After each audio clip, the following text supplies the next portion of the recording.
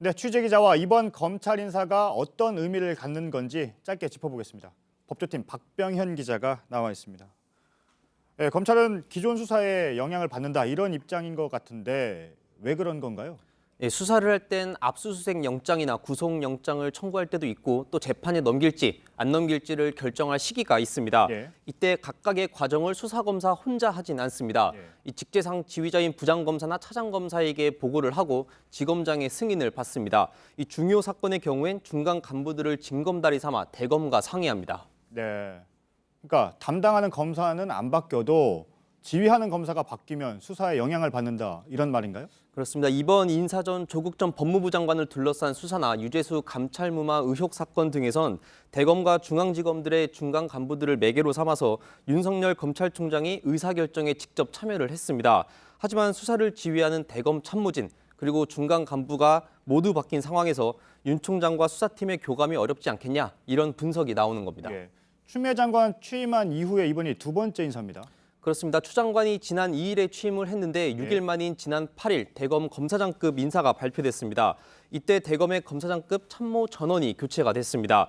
당시에 추 장관은 윤 총장이 인사 의견을 내지 않았다면서 항명이란 표현을 쓰기도 했습니다. 이번에는 윤 총장이 의견을 낸 것 아닌가요?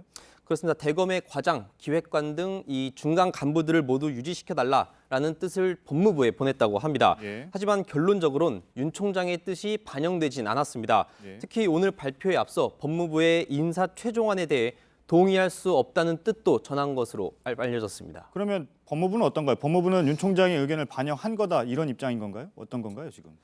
법무부는 구체적으로 그런 입장은 밝히진 않았습니다. 예. 다만 앞서 리포트에서도 밝혔듯이 이제 뭐 수사 지휘를 전혀 고려해서 인사안을 냈다 이런 입장, 원론적인 입장입니다. 예, 수사의 연속성을 고려했다 이런 그렇습니다. 입장이라는 거죠. 예. 예, 알겠습니다.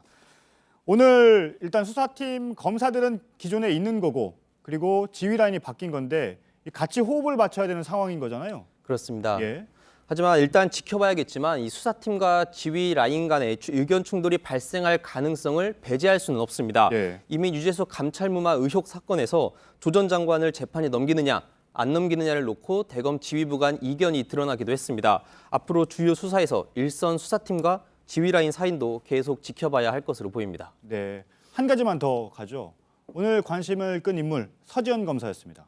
예, 성추행 사건을 폭로했던 서지영 검사가 법무부에 발령 났습니다. 예. 아직 정확한 보직은 알려지진 않았습니다. 다만 법무부는 검찰의 조직 문화 개선, 양성평등 관련 업무를 담당하게 될 예정이라고 밝혔습니다. 예, 알겠습니다. 잘 들었습니다. 법조팀의 박병현 기자였습니다.